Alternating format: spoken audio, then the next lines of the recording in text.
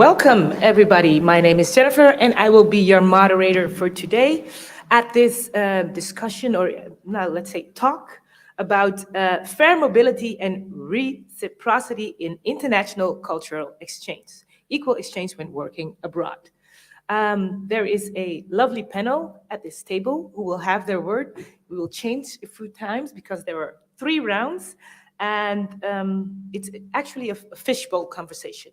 3 rounds. Every round is 20 minutes, and different speakers, different subjects. I make a statement or a question, and then the panel will react how they see that, etc. Everybody ready for that? You think? You think so? That's good. That's good. Because to sketch a little bit what it's about, working internationally is often a self-evident in the cultural sector. And working across borders is very inspiring and enriching and very nice, but also complex. A lot of things come with it. It's time-consuming, it's expensive, but also if you don't watch out, it's a one-way conversation, which you do not want to have. Because how do you make sure that when you work abroad, it does not only work in your advantage, but also you give back to the community that you are visiting? And how do you do that in an equal way, right? How do you make sure that you're in conversation face to face instead of it being crooked, you looking down at or whatnot? If correct, we're hoping to see how that experience has been for different people, how they look at it, and where we can find I think maybe food for thought for ourselves and take that with us in the future when working together with everybody abroad. Is that a good thing? I think so, yes. Round one. All right. So I'm going to introduce to you our lovely people at the table. First, here next to me, I have the Lara Jaring Kanik. Can I get an applause for Dilara? Manager of exchanges at Prince Claus Fund. Nice to have you here. Thank you. Thank you. And Shumi Andriman. Applause for Shumi. Shumi is a visual artist and activist based in The Hague. And at the end of the table, we have Paula Chavez Bonilla. Applause for Paula. Performance artist and activist based in Amsterdam. So, how we doing, table? We good? Yes. Okay, so let's dive right into it because 20 minutes is not that big, but at the same time, let's see these as I stated before, conversation starters, because after this, it is not done and there's not one answer. But again, we want to inspire each other and actually lay on the table what's happening and how do we see this. So, question, what is your motivation to work and study internationally? Is it essential for the career of an artist, as we can always speak of an equal exchange? Pilara, will you go first? Paula? I don't know if you want the artist perspective or a fund's perspective. I want all this perspectives. That's why you're here. Shall we start in the middle? Yeah. Should we? Okay. Well, I am Shumi Anjuman, as you mentioned, and I am born and raised in Bangladesh, and I choose photography as a language to do a, subtle protest against the injustice in our society. I brought up in a very conservative Islamist society, and where I grew up with lots of questions that shapes of my life as to fight for the existence as a woman in the society, and that shaped up later my practice. And I think, when I was working with my practice is based on the social issues. So when I was working with my projects that time, it's very much based on the research, and I was looking for the intangible factors that shapes up the society, and how religion and how patriarchy and social system shapes up our society.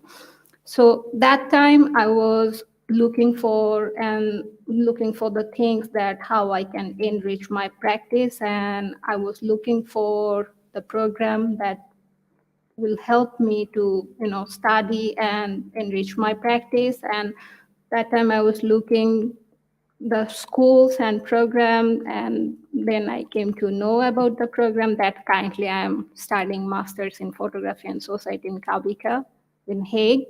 So the introduction of the program was very much connected with my practice, and then I choose the program. And well, the experience is quite good here because when you are studying and working internationally, it's like, you are sharing your ideas and thoughts with other people. They're from the different countries, and which is very interesting. But at the same point, it's very challenging when you are practicing as an artist internationally because it's very expensive, and also you have to face lots of rules and regulation when you are an international student, because with the language and other systems, and also the funding, because when you are student, you can't apply for the funds most of the time, though it's sometimes I feel like that we are not, eliminating our practice during our studies. We practice we go out with our practice during our study, and we do study for our enriching our practice. Yeah, it's a part of it. So Yeah. it's And so I think, it's possible to do the fair exchange, but when you are doing that internationally, sometimes it's very much difficult to do that because of the rules and regulation. But it's possible, and I think we should do that because I have certain kind of experience which I can, incorporate here while I am here and addressing the issues here, that how I can incorporate my experience here. Because when we talk about the like balance, then it doesn't have any kind of geographical boundary. It's always here. It's just other side of the coin when you change the country. So it's possible, and also I think that we should practice that equal exchange together, because we can't alone change the global reality. We have to fight for it together. When someone is fighting, when someone is suffering from something, it's not only their fight, it's also our fight. Together we can change, initiate the change. So this is what I think. Thank you. Paula, I see you nodding. What is your point of view? And I think I saw you nodding, so I think you recognize some things or agree. But how do you see? What is your motivation to work and study internationally, and how does it work for you? So yes, you said my name is Paula. I'm a Colombian artist, and I came to the Netherlands to study 10 years ago. My motivation was escaping precarity and like going from the third world to the first world. And like I mentioned third world as in like if you imagine the cultural sector in the first world being difficult, and in the third world is even more, and just finding a way to be able to live out of what I love. And also that intertwined with me being a lesbian, then that means that I have to be the provider of a family, and I have to be my own care system in that sense. So I cannot rely on the financial system of somebody else. So that's the reason why I'm here. And is it fair or not? Yeah, it's a big question. I don't feel it's fair. It's if we feel about if I compare the two realities of Colombia and Amsterdam, in which I'm existing right now, the amount of artists from the first world moving throughout the world, and the amount of artists in the third world, or Colombia in that sense, moving around is not the same. So there's a lot to think about that, and maybe something I would like to say on whether it's essential or not. Like it would be, I would like to maybe complicate the question there, because if I would say that it's essential, I would be dooming the practice of my fellows in Colombia who are actually artists and don't have the possibility to move around, and they're still doing amazing artwork. And on the other side, I don't want to romanticize them, because they are always also not able to do what they would like to do. So they're also maybe in a lot of times ending up teaching in settings that they are not willing to do, or like teaching more rather than creating, which is not also what they want to do. So it goes more ways. Indeed, there's not one answer, and it depends on who you're talking. Because if we then zoom in on you, do you think it was essential for you and your artistry to indeed go abroad? Or maybe, wait, sorry. Maybe it's more interesting to, because indeed you came here 10 years ago. Over those 10 years, can we speak of, have you felt like you had quite an equal exchange as an artist and the parties you've been working with over here or other countries you've traveled with and had to work?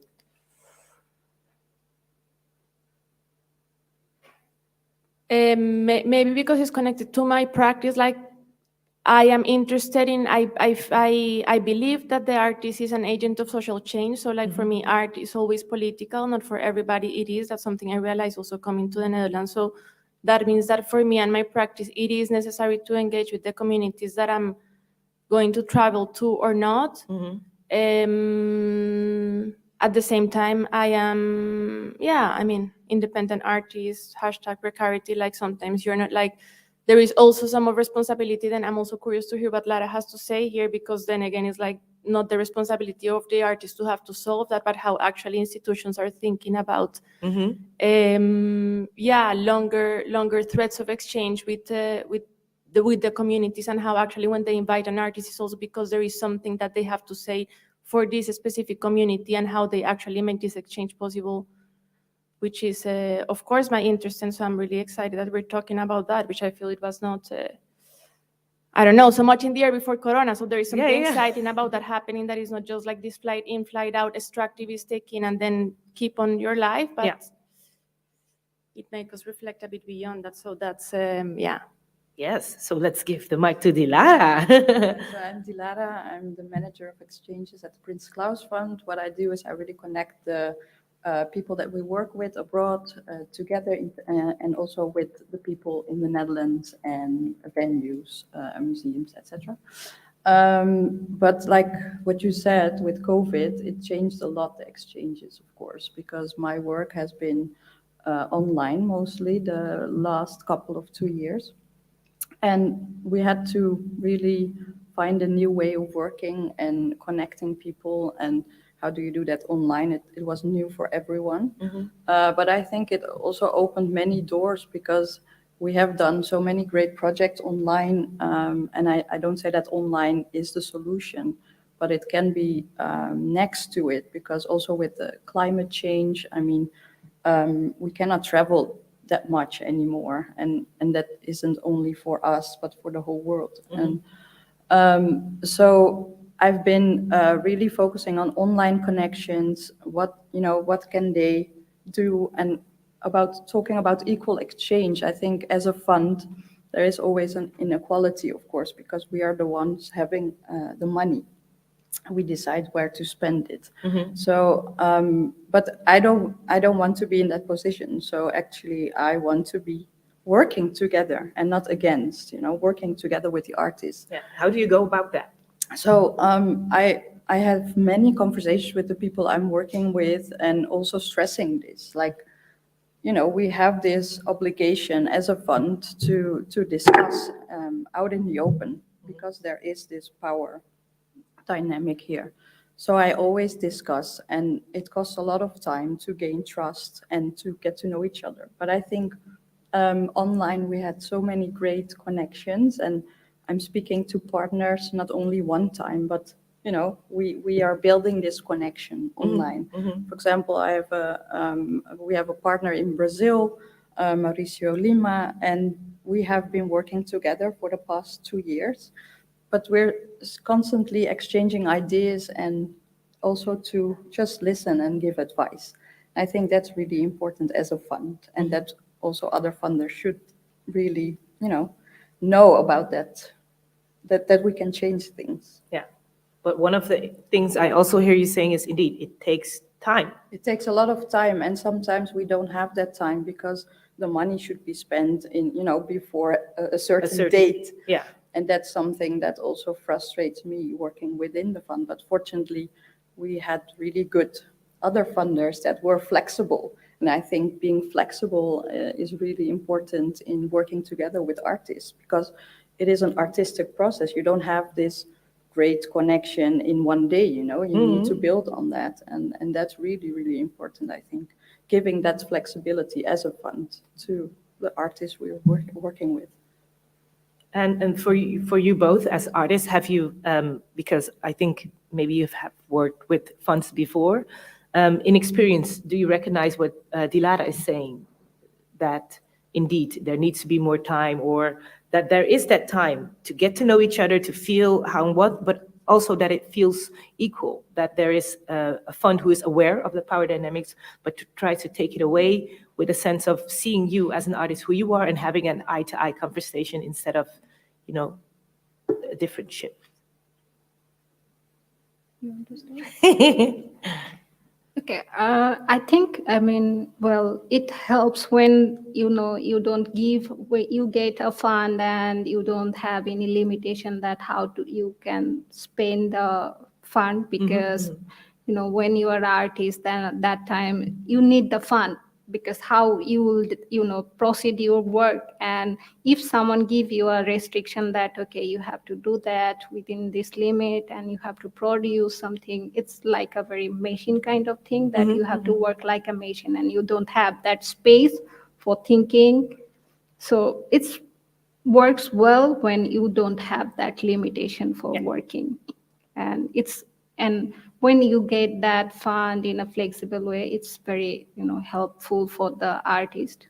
Yeah, to be the artist and take the time they need. And do their artistic practice, because sometimes we apply for fund and we have something to work on, and but most of the time the funds have some kind of limitation and themes, so it makes things difficult for work on. Maybe to add to that, because Shumi is a seed awardee. She received a seed award last year from the Prince Claus Fund. But that was also like, we started these with these seed awards last year, because from experience we saw that this unrestricted funding is really important. That you can give the people the money to the people, and they know what to do with it. You know, we shouldn't decide like, here you have 5,000 euros and you can invest it in your artistic practice, but you can also use it to go to, you know, abroad to be part of a residency. So it has have to have a link with your artistic practice, but that's it. That's the only thing that we tell people. Okay, you know? so no time limit or whatnot, because the funny thing is, actually, like in this case, if you approach Sumi, she is the artist you're approaching. So anything she will do with that has to do with her artistry, if correct, right? Because even if she needs to go abroad, somewhere to think only, to be, but that's for her creative process. Do you think that more funds need to have that space? Because I don't know, these rules are made up and everybody's acting like we cannot change them. Exactly. Right? But yeah, get that point through, like we have to change that thing we're stuck in, and actually in the end isn't working for anybody anymore in these times. No, I think. yeah, the times are changing, and definitely we have to find a way, and also, to have less boundaries, because these people are capable. You know, that's why we're supporting them, right? So we always say that we trust and respect people, but then how do you show that on an equal basis? And I think unrestricted funding is, I hope more funds will do that, will come up with it. Paula, do you have anything to add from within your experience? Maybe that is an ongoing, ongoing conversation, but for me it has been helpful. Like I used to be very, I'm still very suspicious about institutions and places that hold power. And at the same time, I'm starting to become more open to and realize that there is actually space sometimes for having conversations. So kind of also,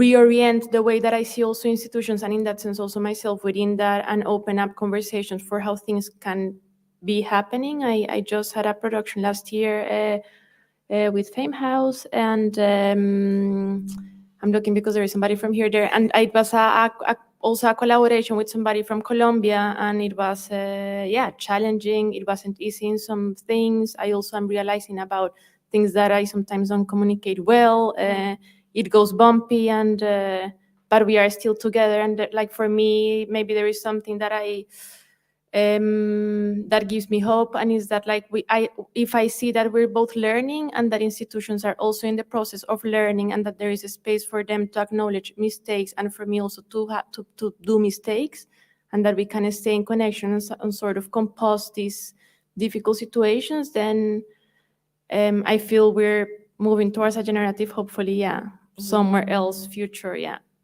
that's you're totally right, because in this world there is never room for mistakes, and everybody makes mistakes. It's such a human thing. So if we can accept that, and then we can learn together, and we grow together and make it a better place, right? Yes. Mooi, I like that. Somebody said mooi. I was like, yes, indeed, because it is. But that time. So, because this time we would like to have more, but at the same time, I'm wondering, starting this conversation, right? That has been ongoing already, of course, because you're in the midst of it, so you see it. But also with your experience, and to give maybe either a question or a tool to the other people, the other artists or the funds that are watching.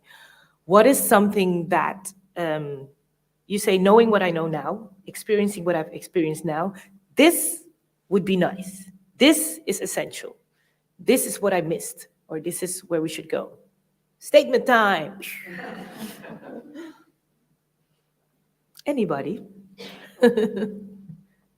I think, I mean, the funding opportunity should be, more for the artists, because we are getting funds, but which I think not very sufficient. For example, Dilara mentioned that last year I got the Seed Award, and when you are applying for this kind of fund, then you have to go some kind of competitive process, and it's very difficult to get the fund. And so I think the opportunity there should be more opportunity, so that artists can work and even think about their practice. Because when I got the fund that time, it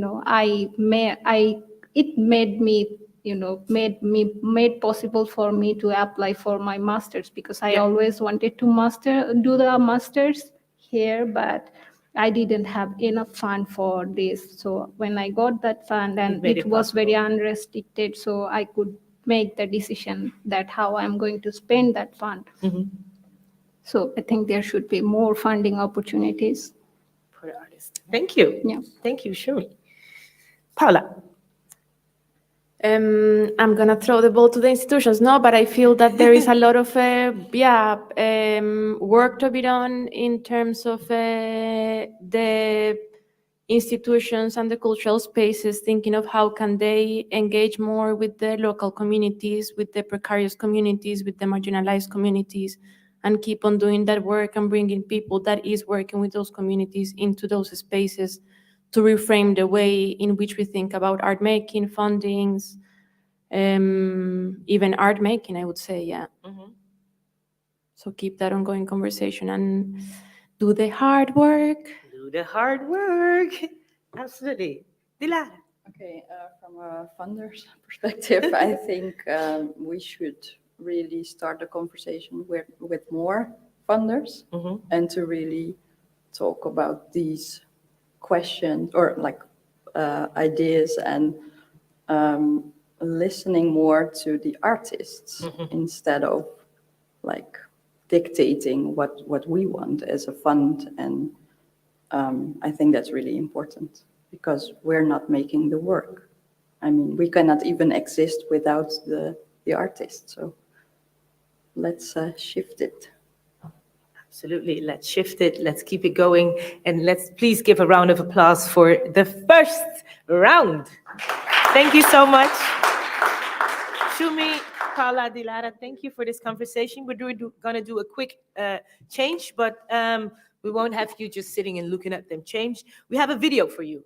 In the video, you will see Jos Johnson. He is head of research and development at Kunstpunt Flanders Art.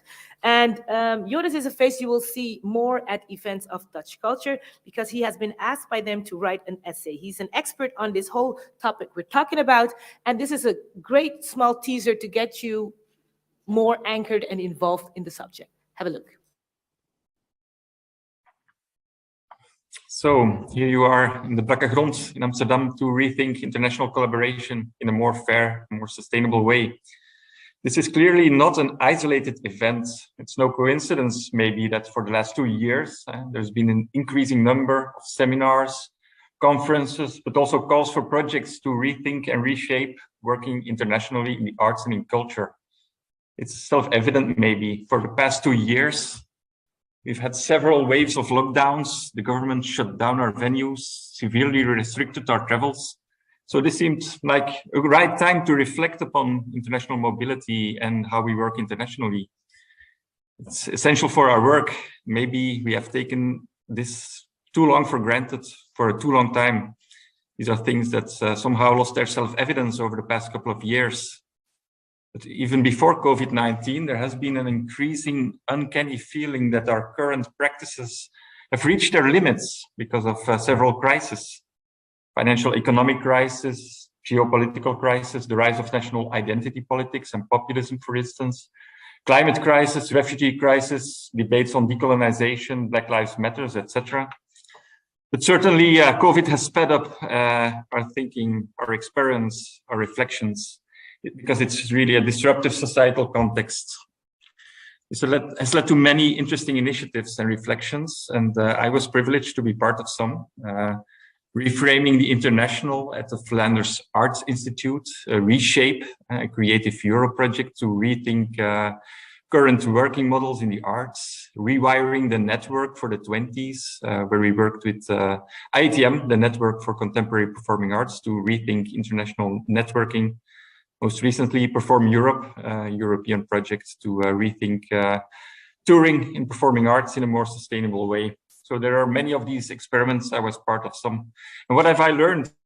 Indeed, that there are more and more innovators, even more early adopters setting up interesting experiments today more than ever. But also I learned that it remains very difficult to really create critical mass and to really change the system as a whole in a more sustainable way. So what can we do? Let's think about it today, but also in the future events that DutchCulture will organize. I will nourish your reflections by writing an essay containing a small transition exercise for arts mobility. I will make use of the X-curve of transition developed by DRIFT, the Dutch Research Institute for Transition. And I will pose some questions. How can we actively break down our unsustainable practices with regards to international mobility and international arts practices? What experiments and innovations do we really need? But also how to go beyond these experiments? How can we really mainstream and institutionalize what we learned in order to realize our new visions? And also what can be the role of artists, institutions, networks, education, policymakers to really go beyond these experiments and create real system change that is ultimately the challenge ahead of us. Stay tuned. I wish you fruitful reflections in the further afternoon, and probably we will meet later on in the trajectory.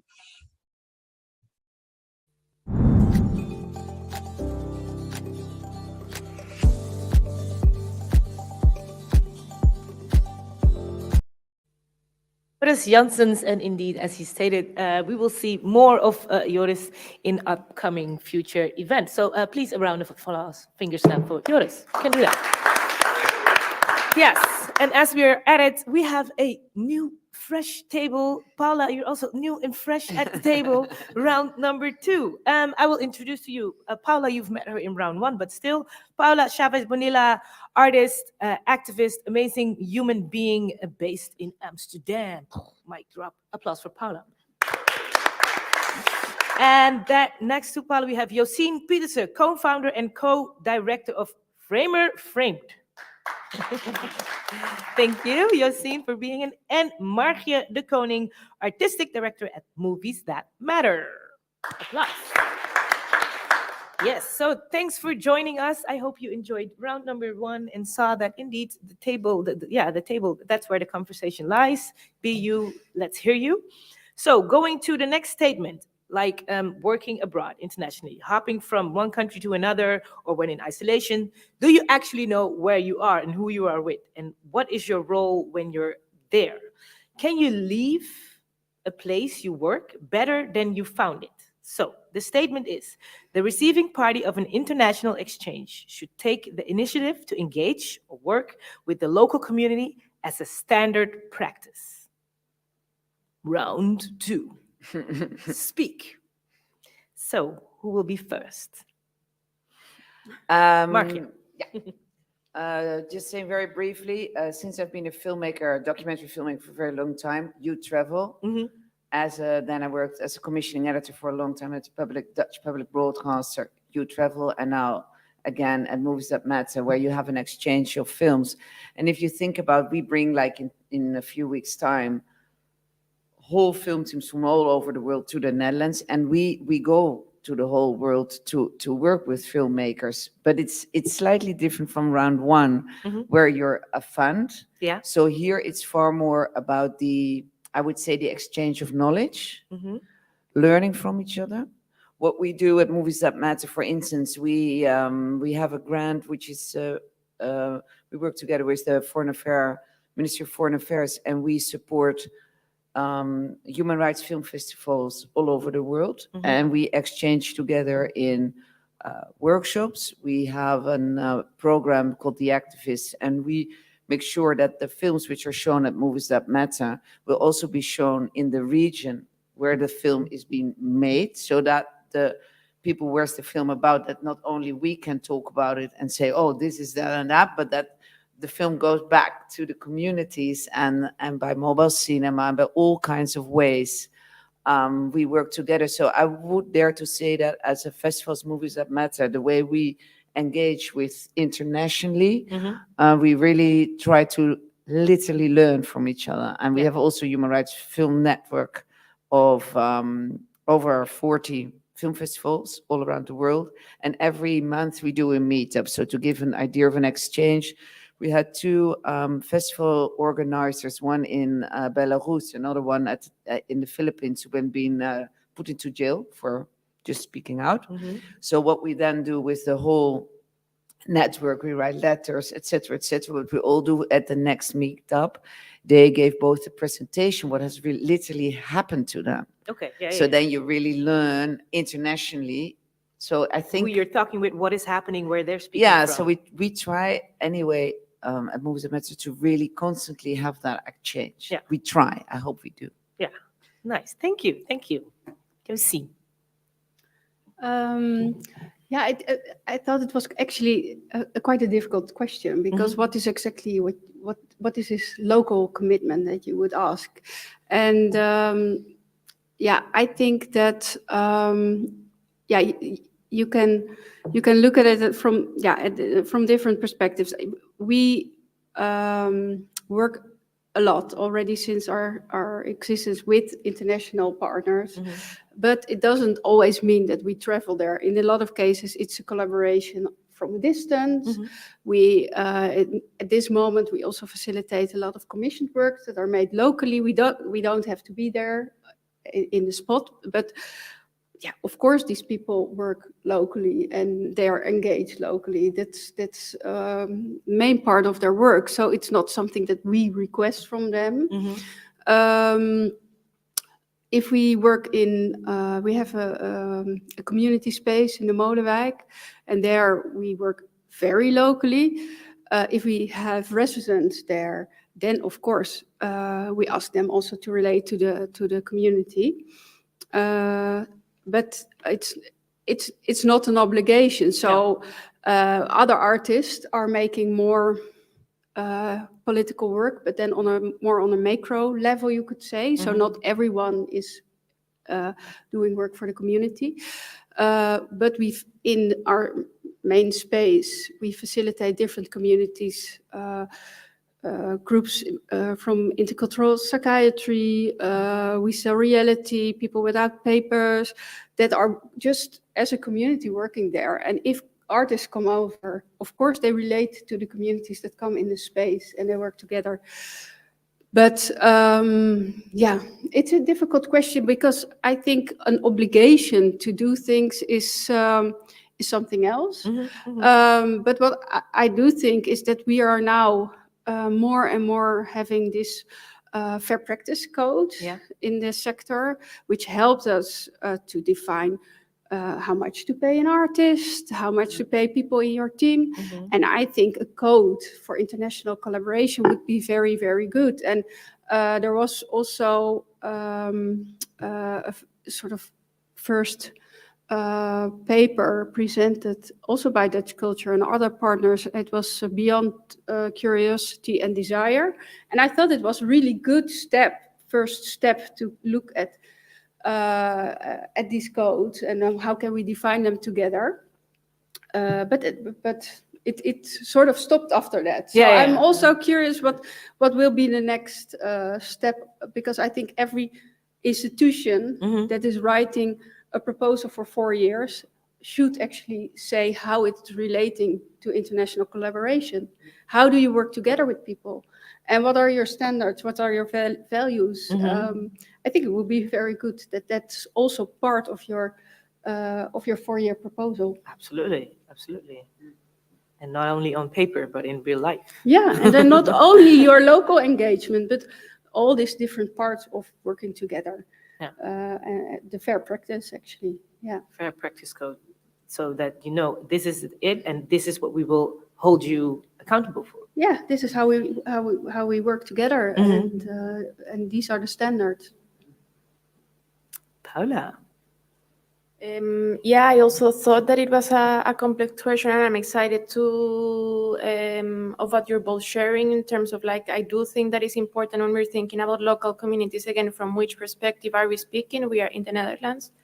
We have a certain amount of resources. We are in the first world, and so what is our engagement? There is a very complex history of how we got there. So how are we aware of that situation, and how are we redistributing resources in that sense? And I feel it's fundamental, the international collaboration. I just was, I had to remember of this letter that there was a Gavino, a Mexican theater maker, who wrote in response to a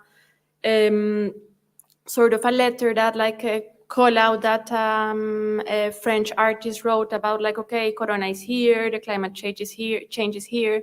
We need to stop flying for the sake of the world. And then there was Gavino saying, well, it's great if you stop flying, but for us, our life depends on traveling, and our existence as a collective that has been existing for 20 years depends on being able to travel to Europe to do this work.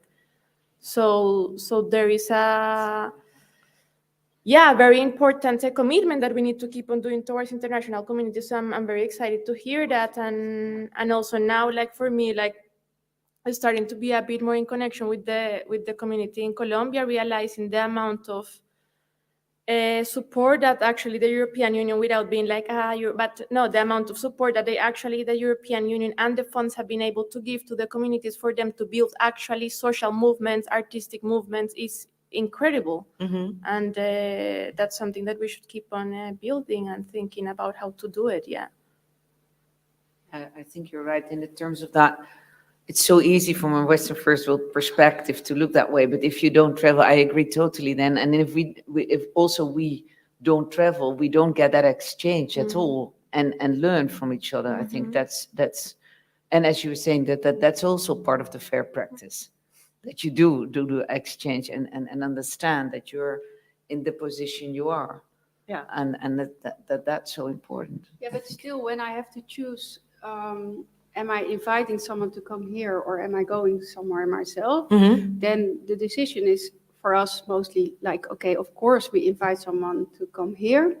And that comes actually from the realization that you're really in an unequal situation, and that it's for us much easier to travel. So we have a lot of difficulties with visa, with getting people here, being the first time to travel out abroad, etc. And I think it's super important that you facilitate this process much more than I would go somewhere, actually.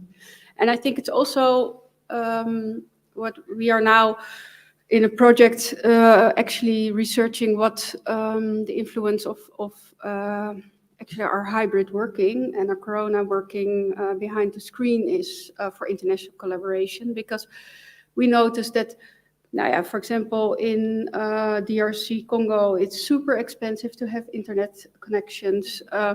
If we have a collaboration with South Africa, it's with Soweto, there's a lack of power, so people cannot really participate well in these digital meetings as well. So you see that we expect actually that because we're now digital, that we can all everybody can go. we really can all nonsense. participate. Yeah, But that's I think also an important issue to address, that's absolutely not the case. It's a luxury to participate also in digital platforms or this kind of forums.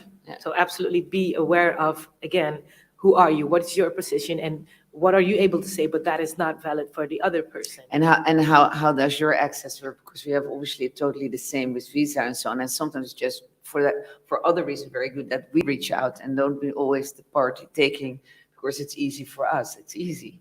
So we are always very aware of that. Yeah. Yeah, but I think that's very important, being aware of what is my position, what I'm asking of you, what am I willing to give for that? Is it able? So really, again, taking that time, sitting and being in conversation with each other. And I think it's also then difficult to say, okay, we invite someone coming to show the work. Is that enough? And then I would say, you have to connect to our local community. I think it can. What is the local community? Of course, this person is connecting to the people that come in frame or frame, the local community that comes over. But I don't think it's necessary to then say you have to go into the neighborhood or to the market and talk to the people. It can be, and you can always suggest that or you can facilitate it, because I think actually that we should then facilitate the possibility for people to connect to the community, and that's of course something that you would like to do, and that can be good. But to say it's a sort of a requirement, You can't obligate that, because not everybody has that space, the headspace, the time, the feel, and also that need. Yeah, right? because that's what I would like to say as well, because I think what's nice with Dilara, and that's why I was looking at Dilara, that the conversation should be more with each other. Like when we always we have an activist program, so we have 8 films with 8 activists. They all have a totally different need. The one wants to speak to the Minister of Foreign Affairs, the other wants to just only have to speak to a local community in Brussels. So I think that's very much more like you can't just say give back to that community. You have to then, with the persons coming over or where you go, how can we be not so much of help, but how can we work together? And that's for everybody a different need. I mean, with these activists, they're coming from all over the world, and they really want to come to The Hague. That's why they're in The Hague, and they were like, get me the ambassador or get me that or that, and then we'll arrange it for them. So that's a real exchange, what they want to do. And I'm not telling them,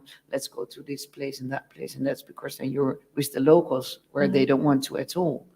That's pretty patronizing in my point of view. And again, also like understanding like what is the responsibility of who. So like, because what is the responsibility of the institution? What is the responsibility of the funding? What is the responsibility of the artist? Yeah. And again, when we talk about local communities and what are you making for the place that you are inscribed at, then like let's talk about institutions and fundings. But like, do we put again that responsibility on the precarious position of the artist? Well, I think. Yeah, it has to be an exchange. I agree with you, and it's not, And what I also heard from, for example, from Jakarta is that a lot of Dutch artists come there for residency, but it's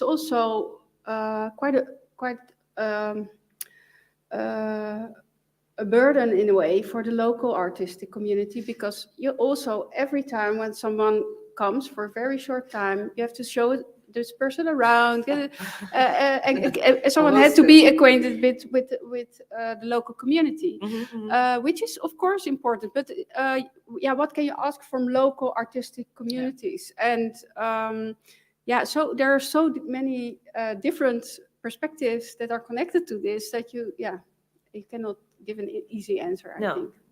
But I think that's also important that we put that out there, out loud. There is not one easy way, or because sometimes the idea exists that we mean well, so it's well, dot. But that's not enough. No, but don't tell me. Right? But indeed, that's because everybody has a different need. Everybody has a different situation. Every artist, every person is a different somebody. So that's the way you should engage with it, right? Yeah, it's about that awareness, I guess, what you're talking about. Yeah. And well, in these times that are displaying a lot of the discomforts and whatnot, is there, do you see a bigger change, or do you see something from within your perspective, right? Like, okay, and maybe even where we thought we were doing absolutely great, we now know this was us just pushing it. Yeah, what I see, I mean, I speak really from the filmmaker's point of view and film world. That's why you're here. But I was at the Berlinale, and I had the day before yesterday, I was hosting a panel on women filmmakers in the diaspora. And there was one filmmaker living in Amsterdam, and I know her really well. She fled nearly 30 years ago from Sarajevo.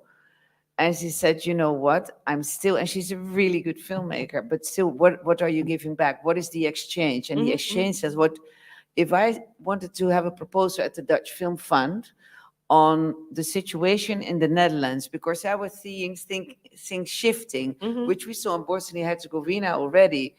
And they were saying, now, you know what? You don't really know enough about the Dutch culture. She's living here for over 20 years, and she was still seen as a sort of foreigner. I was pretty shocked about that. And it was a Syrian filmmaker who now lives in Berlin for over 10 years. It's sort of the same thing was happening. So the exchange is not only us going to wherever, but it's also just right here in Amsterdam. So in that respect, I think there's a lot to think of for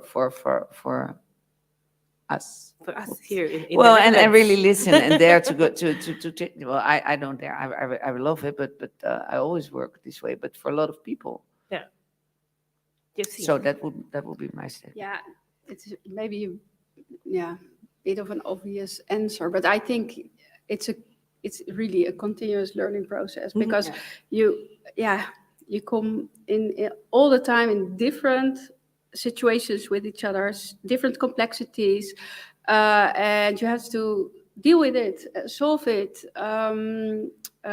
talk about it.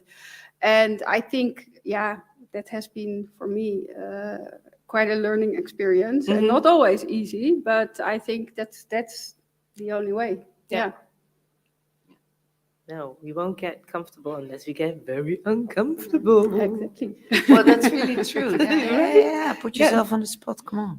So, Paula, let me put you on the spot. No. No, I was actually thinking that, that this actually is something that has been quite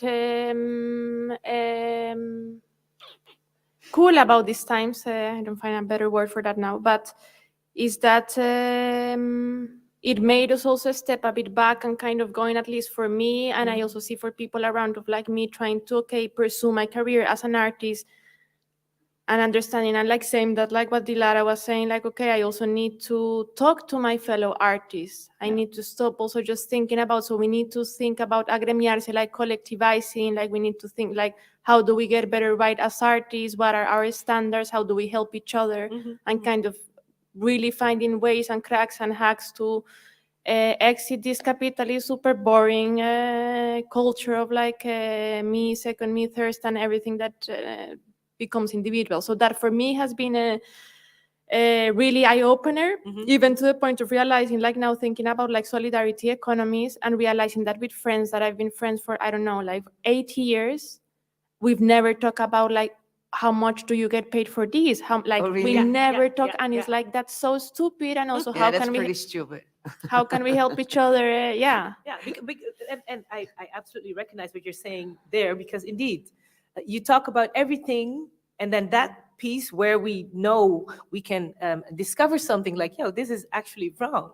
But why do we not talk about it? Because it's common within, okay, but that you don't ask about the money, you don't ask about how you get paid. But as soon as you open that conversation within your own circle, you say, okay, so if we are having this, let alone if we take this outside. But that's a good one, right? To sometimes step back, zoom out, and see, okay, but what do we need to talk about? What do we need to lay bare? Yeah, And organize yourselves for it. That's what I really must stretch, like with this, which I think is quite incredible, this Human Rights Film Network from West Sahara, I get from all over, and you learn, so then you learn, and that's a real, I don't know if it's giving back to community, but it's well constantly being with that exchange. Yeah. Oh, well, But then you if have you're to learning. sort of unite or whatever, which sounds very naff, isn't it? Well, thank you. I like that. Yeah. Okay, so maybe a different question, but I like. So to round it up, within all of this and coming in the conversation today, seeing what you see, know what you know, what is your biggest gain now as an organization, as a person, that you say, okay, but this is a little footnote I've learned, or something I've seen, something I felt within the last period. This is a benefit, and I'd like to share that with the people. Yeah. Go ahead. You'll see. Now, I really think that that these formal structures like codes have changed the sector a lot, actually. And if you look at our organization, first, I think it was 2017 then that we had the Fair Practice Code for Artists and the calculator. And it was, I think, especially the smaller art spaces immediately started using it. And then we were part of the working group thinking about the Fair Practice Code in our sector, which is a really small sector, presentatieinstellingen, which was really like nothing was there yet. And we had to start from scratch. And with some other organizations, we sat together and started working on this. And we could, in 2019, use that for our proposal, 4-year proposal. So I think these kind of steps are super urgent and important to take. And I would say that there should be something about international collaboration. So I would say that would be the next step. Next this period, we have international collaboration as a request for the BIS. Yeah. Yes. Thank you, Josine. Marge. Well, a little bit what I said just now with these other filmmakers, and I think we do a lot already on international collaboration, but we are setting up since some time now also impact on film in the different regions. And I thought that, well, I'm not so sure film and impact, film as a starting point for dialogue, because if you can give back to community all over. And so we launched a new idea, gave it a few weeks, and I said, if you get 15 proposals for an impact plan, maybe nice. There were 107 from all over the world, meaning that the world is very busy thinking, the film world, and beyond people from NGOs, etc., to think about that you use, in our case, film or an art piece or whatever, and bring it back to communicators. But that's where it's all about. So it's not bringing it to another festival or bringing it to TV, but really bringing it to NGOs who could work with it, communities who can work with it, platforms who can work with it, and really to have the film as the starting point of the dialogue. And even which is hosted today here, I'm for Creative Europe. I wrote a proposal. I'm not going to do about economic film making, but I really want film as a starting point of real impact dialogue, going into communities, and not only in the Netherlands but all over the world. So we have like now 12 projects being pitched from literally all over the world, and the impact is going back to that specific area they're from, and I'm very proud of that. Thank that you. that's happening, and that's happening for the film teams. Absolutely. And Thank the you. protagonists in the film. Marje. And Paula? Well, I felt I said this a bit, maybe just rephrase it because it's never too much of this, but no, that there is so many communities and people that actually are able to do the work that they can do because they can go actually outside. So I know for some people, because of the situation that we have in Colombia and the lack of freedom of speech, that we are able to say certain things even in Colombia because the local people and the local paramilitaries who's murdering people know that we have connections outside of Colombia. And so it's really a matter of life and death. So for for both the institutions and also for the artists that are in contact with some type of like South Law for precarious communities to keep on being aware of the importance of supporting these artists so that they are able to actually do and say what they have to say, because otherwise they wouldn't be able to say it, or they don't have like funny enough, even if it's annoying, they gain credit just by. So if there is an artist that wants to say something in Colombia, a lot of friends I have that they say, I don't want my work to be produced here because it's going to be framed as a Castro Chavista. Yeah. A little thing. So, but if I do it in Europe, then I come here, this is actually called art. Yeah. So there it gains certain type of legitimacy, which is very important so that we can keep on saying what needs to be said. Yeah.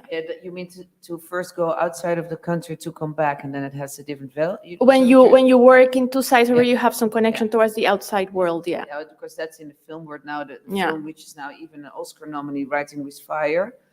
It's a film based in India on a very conservative women filmmaker. And the reason that it's been shown, it can't be shown in India because it's too dangerous for the film team and the protagonist. But the reason now it's shown all over the world and is becoming even an Oscar nominee, which is quite seldom, that in a strange way protects them. And maybe now the film can be shown in India. I know, maybe. All right. Thank you, Paula. Thank you all for this conversation. Please, a round of applause for round 2. Yes. We're going to go another round, but before we go there, we have a small intermezzo video in collaboration with International Queer and Migrant Film Festival. DutchCulture organized a talk. Maybe some of y'all had already seen it, but for those who have not, we have a small little, we took a piece of a conversation, and the talk was how fair is international artist mobility? Have a look and As a performer, it's very important to travel because you do a research locally normally, and then your work, for me, it's very important to connect with as many people as possible, and that my work reaches out to people who maybe really need to see it. And an example of that is this summer, actually, I had the honor to open the Athens Biennale, and they invited me to do a fragment from a performance I did, which is called Miss. And one of the figures in the references in this project is my alter ego, Miss Kosovo. And I did a fragment from Miss Kosovo, and I was super excited because Greece doesn't recognize Kosovo as a state. On the other hand, Miss Kosovo is a queer figure as well. So it stands for Kosovo as an independent state, but it's also another part of identity, the queer identity, which is not recognized globally. And it's like a movement which is in a global scale. And for me, it was very important to bring these discussions in a context in which normally maybe there's not so much discussion about identities that are not recognized, or maybe there is discussion but there is no platform. So for me it was like I felt a sense of responsibility to bring this discussion. And then after the performance happened, it was crazy because it was even broadcasted on the national television during the news program. And for me, this was such a big, it was a significant moment not because I was on TV, but because these discussions somehow reach the mainstream public. And I think that this is also the reason why I see art as a platform in which you can really bring and propose ideas and political viewpoints, because in most of the professions in the world, you don't have the privilege to have a platform where people can really listen and engage in a different ways with each other, bodies and spaces. And therefore, traveling and being an artist go hand in hand, whether I'm queer or not. I mean, that's my identity, but my work is it goes beyond my identity, I hope.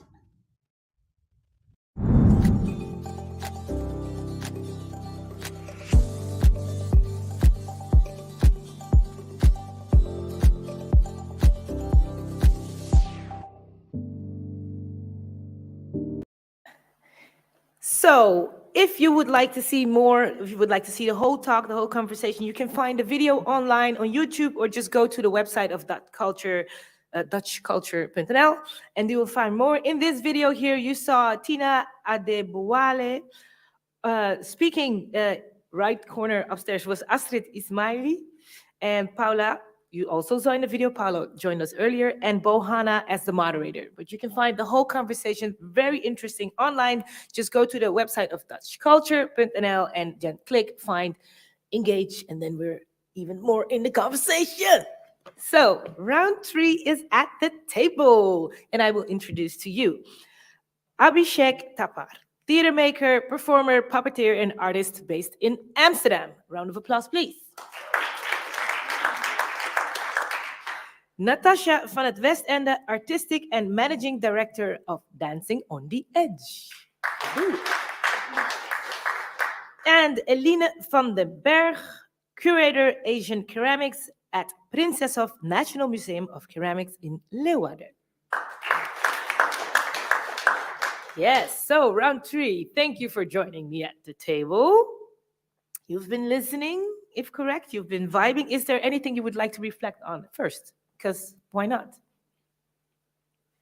Something you heard, you're like, yeah, okay, but hey, or no, or yes, but Yeah, please. well, yeah. Yes, please. I mean, it's already been said. It's a complicated topic, no? It really goes to a lot of different things. So I was also in the last round. It was said also, no, how important it is sometimes also for artists, say in other parts of the world, to be linked to Europe, no, in case of safety or also being in recognition. And I do recognize that, but at the same time, that is also a danger of, I don't know, a patronizing still kind of European culture, Eurocentric culture, or seeing us as a free haven. Well, I think we really have to rethink our position and how we relate to the world. So that is also a complex matter, just saying. It's a truth also, right? Absolutely. Thank you. So I have a nice question to put on this table, and let's see where we get with it. What are the obstacles you identified that prevent us from establishing a more equal and endurable relationship in international collaboration? And maybe you can speak from your point of view. Of course you can, because that's why we asked you, but let's go. Natasha, I see you going like, yeah, I want to say something. Oh, no, sorry. Elina, I'm looking at Elina and saying Natasha. Well, in my case, like working at a national museum, but not being a major museum, it's very important for us to be able to reach out to other museums. We are particularly working together with Asia, but also the Middle East and Europe. And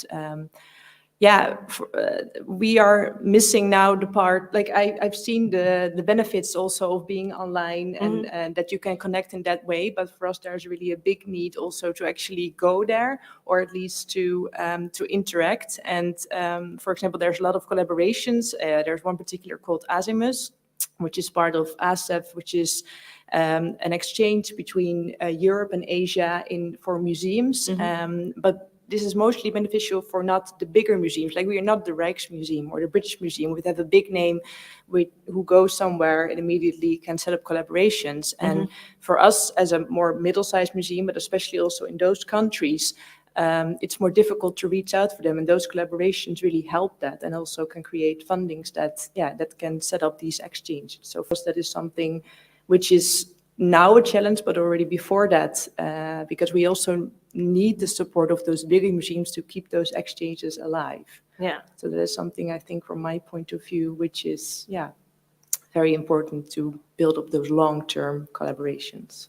Instead of the short. But are you also saying like the need of those big museums that needs to shift? Well, it's more that we noticed that because they already can set up the networks easily, they don't feel like they need these collaborations as we do. Okay. But having them in the collaborations really helps also the smaller institutions to bring everyone together. Okay. And that's, Get it. Abhishek, as a performer, as an artist, how would you relate to this question? I think the lot of components or elements which are involved, which you can sort of look at it. I think some of the most important one is like something which I've been recently thinking. I'm not important one. It's become. I've been busy with is follow the money. Follow the money? To try to understand what the stakes are.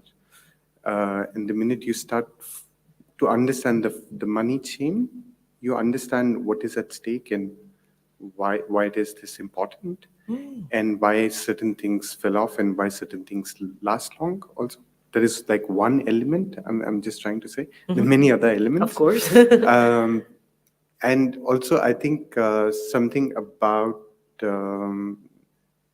having clarity of what is being represented and who's it for, and from what position do you make this work or whatever work you make. I think these are certain other elements which come into play in defining or, let's say, restricting oneself from creating a much more sort of establishing an equal relationship or a collaboration per se. I also feel that this is something which has been part of the ongoing discourse for at least last couple of years, 5-6 years. It's become very prominent.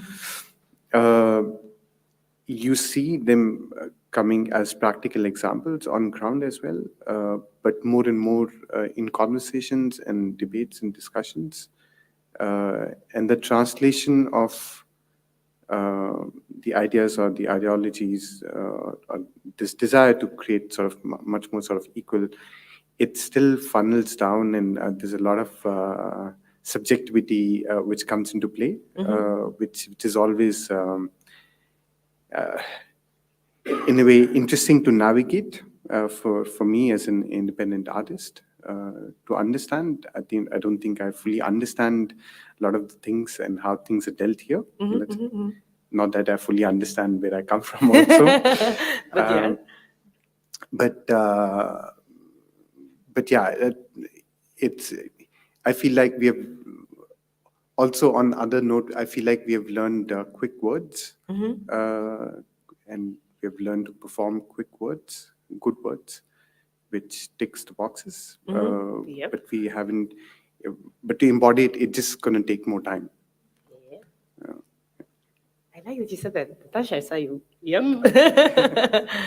Yeah, that is what my initial thoughts. They might sound vague, but yeah. Thank you. Because is it indeed, as we all also realize, indeed, everybody's need is different. Everybody's values, norms. So maybe even the understanding of equal is different. Are we, and this is maybe a wild statement, but are we looking for something realistic, or is it a quick word we're saying right now because we want it to be equal? Is it think it's very hard to have it equal, but I think it's what has been said also before. It's also know what is your position, where do you start from, and how do you start the conversation.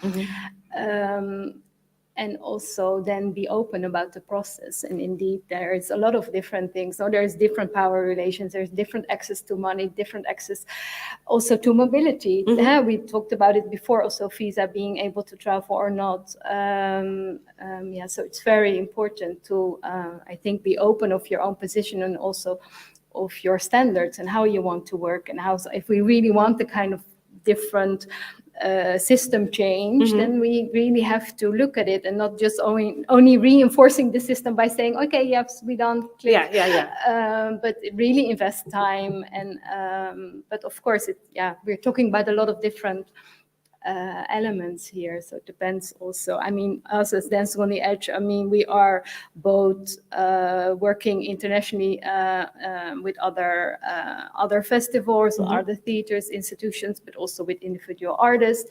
But we really try to really take time. And also, I mean, we also fund sometimes co-productions, which has a whole other dynamic than inviting artists for your festival, for instance.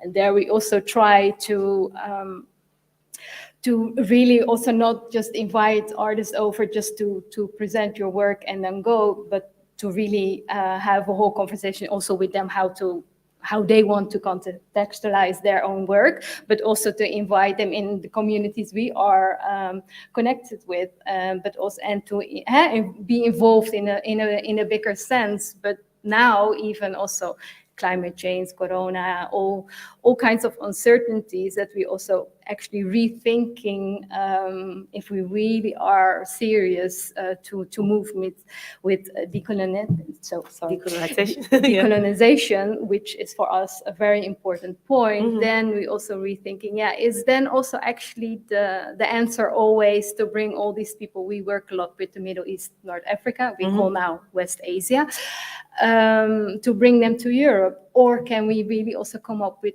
other forms that we are having performances at the same time, or how can we see mobility in a different way also, for instance, through radio, through other forms, which other than just come over here and which is still then okay, then you present the work. Of course, we are located here and we also want to see those works, but I think we have more possibilities to also rethink that. Rethink the mobility. What is it? How can we make it broader? Because what is also, from your perspectives, because we all want to get there in that part where it feels more fair for you, for who you're working with, and instead of it only being you being invited somewhere and showing, but how do you build a relationship that is fair, that I feel comfortable and you feel comfortable in? Is there something you need to or had to change in your daily practice to make sure that you achieve this, that you get closer to fair practice? Maybe I can jump into yes, that. Yes, so we organized an exhibition about Korea, which is now on display, and we really wanted to do this in a way that, because there's a big South Korean community in the Netherlands. Many people are adopted from South Korea, and we felt that for this exhibition, besides connecting to Korea, getting the loans also from the National Museum, getting their advice, getting the pieces actually on display and showing their history, but also involving the community here. So that felt for us, this was the first time we set up a sounding board group. And so we asked people to join us who had a background in or were connected to South Korea in whatever way.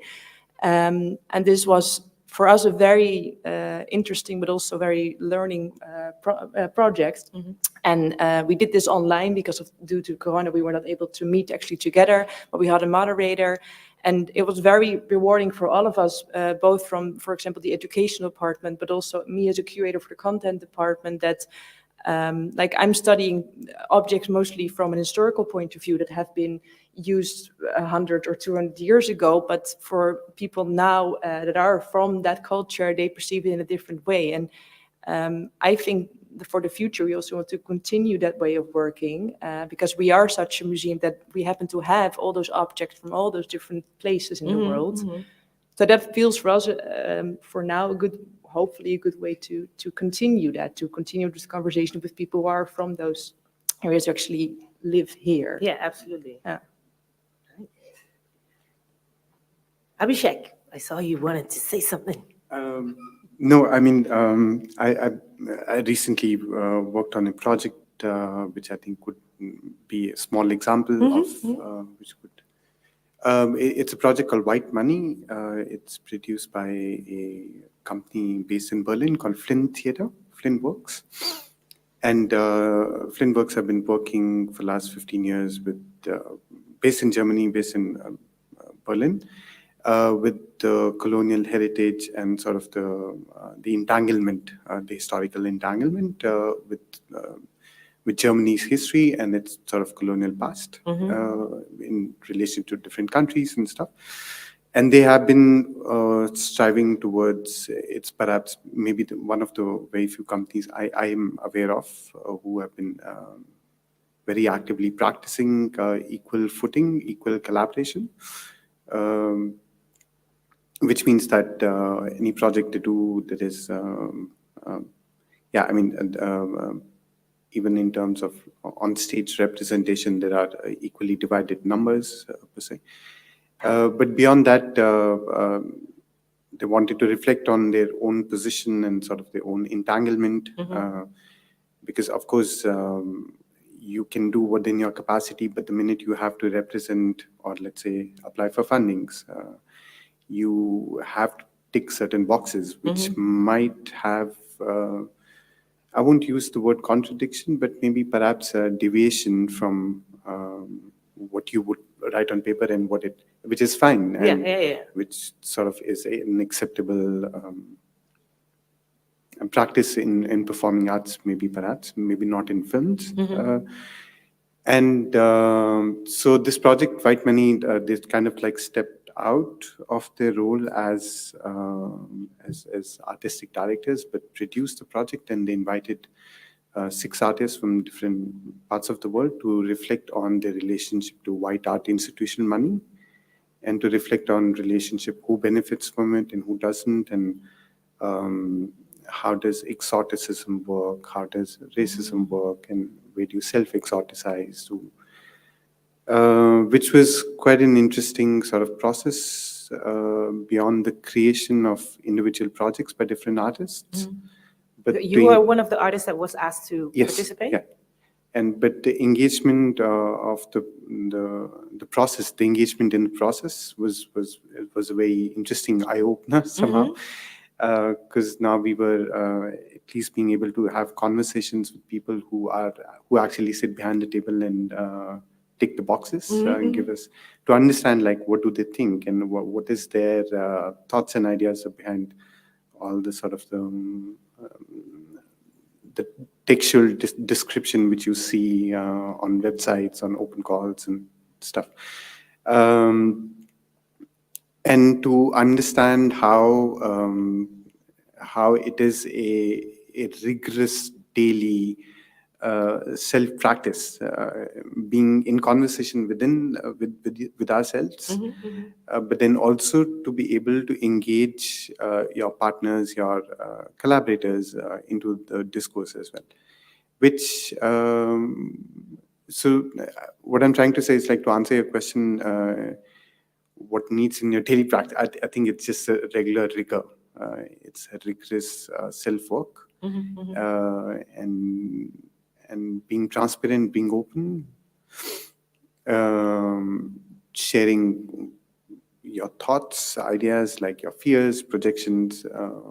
I think that probably helps to perhaps maybe build like long-term collaborations, maybe not with the institution, but maybe with people, you know.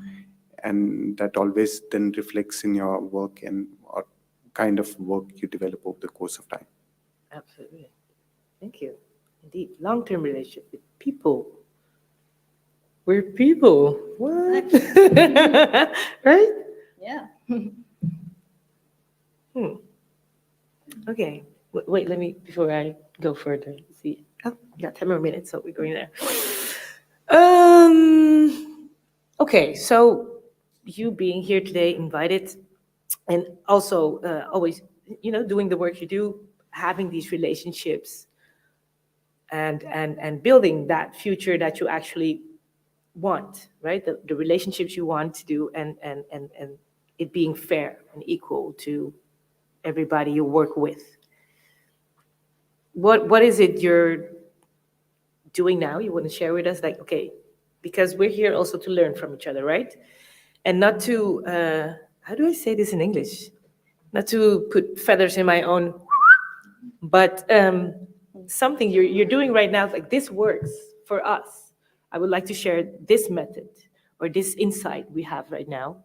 For example, the board, right? This works for us. I would like to share this because maybe somebody who's listening can benefit from that, or maybe it's an eye-opener, because sometimes it's the simple things, right? Sometimes we're looking and we think it has to be something difficult, something far, but sometimes it's something very simple, even if it's you saying, just listen. So share with us, Natasha. Yeah, listen for sure.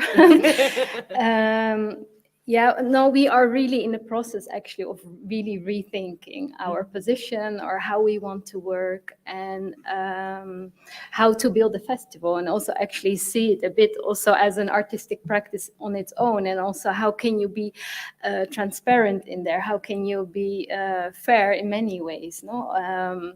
What we are now trying is also to, we call it now, we just coined the phrase artist in resonance. Not resident, but resonance, and also curators or other institutions in resonance, because we work with this idea of entanglement, like also whether you travel or not, we are entangled. Our histories, geographies, our traumas, our grief, our pain, our are entangled, whether we want it or not. And how, so we need also different bodies, different perspectives, different knowledge to also being able to address it. So what we're trying now also really also have these different voices really in a long term also. It's always about investment, I think, but also to like, yeah, how do you then build a festival? How can we also, as a small institution, but then, be in resonance also with a practice of an artist, and how can we both benefit and maybe also produce art in a different way, especially going through borders, all kinds of borders. So we really, trying, I don't know if it sounds fake or not, but we are, we hope also that the coming year, a lot will be out of that. But I'm actually excited about it to really also, I think these times ask really for other kind of investments, and not just also getting a bit out of this production mode, like, okay, I have to produce this and then that only next like year, and exactly, and then just scraping the surface. But then no, if we really have a long-term practice, and then also as an institution you have a long-term practice, and how can we really rethink that together? Thank you. You're welcome.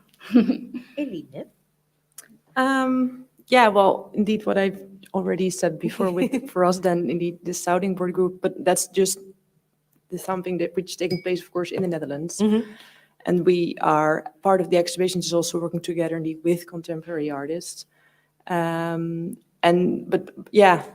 for example, my colleague now, she's working on a more long-term project of contemporary art. About sustainability also, and she wants to invite artists, but then also thinking like, should we indeed invite them, yes or no? And I thought the comment in the previous panel was also very interesting, that there's also a need actually for those artists to travel to show that, to express themselves, and so that gives me food for thought also to convey, to talk about to her. So those are things indeed that we are also thinking about. Like on the one hand, we want to indeed have those artists coming over, build these long-term collaborations. But on the other end, there's also now, maybe a need. Can we do it in different ways? Can we also work together indeed from that we show an exhibition, I don't know, in a place, and I don't know, through video connection, or so there's many things we are still indeed taking into account in that respect. should develop itself in the future as well. Thank you. Abhishek, you have something for us? I think I already said, but Yeah, you were there. You just did.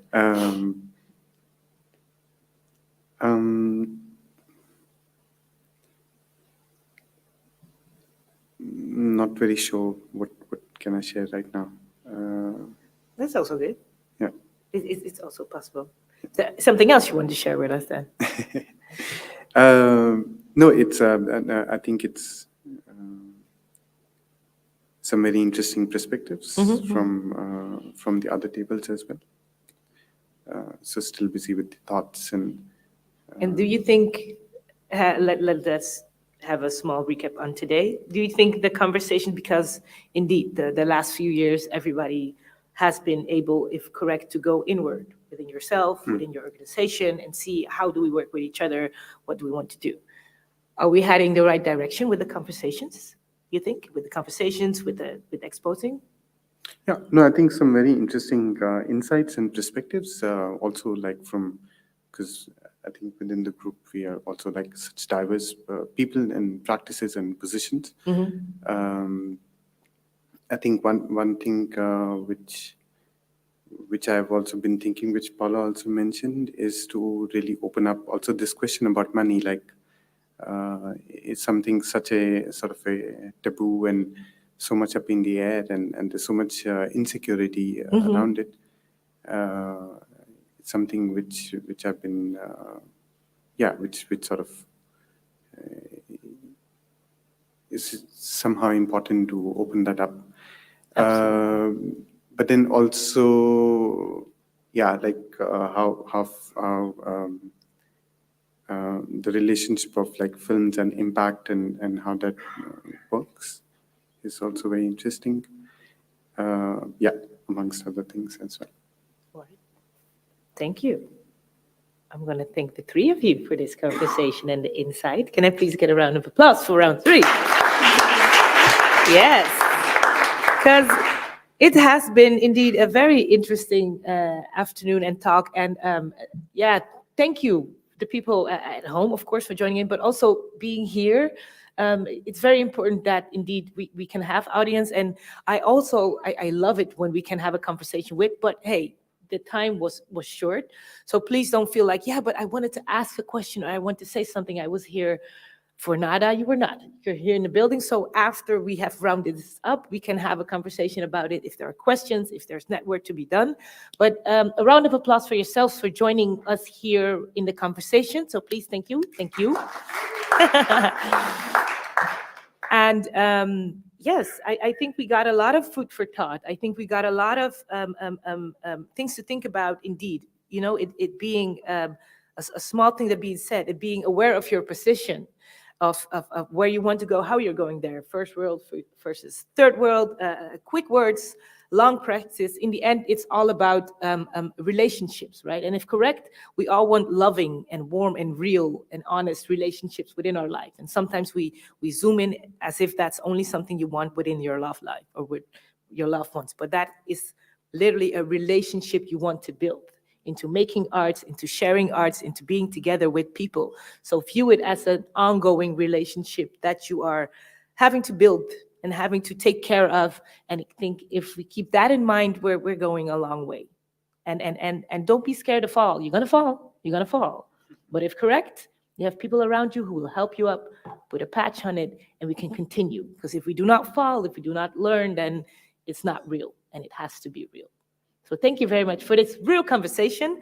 Please keep the website of DutchCulture, keep an eye on that. Just go to DutchCulture.com, .nl, DutchCulture.nl, on the gram, on Instagram, it's DutchCulture Amsterdam, and see what conversations are going on, see the events that are there, and let's see how we grow into the next conversation and what is your part in that. Yes? Thank you very much. Again, a round of applause for all the speakers who were here today. Thank you so much, and hope to see you again very soon. My name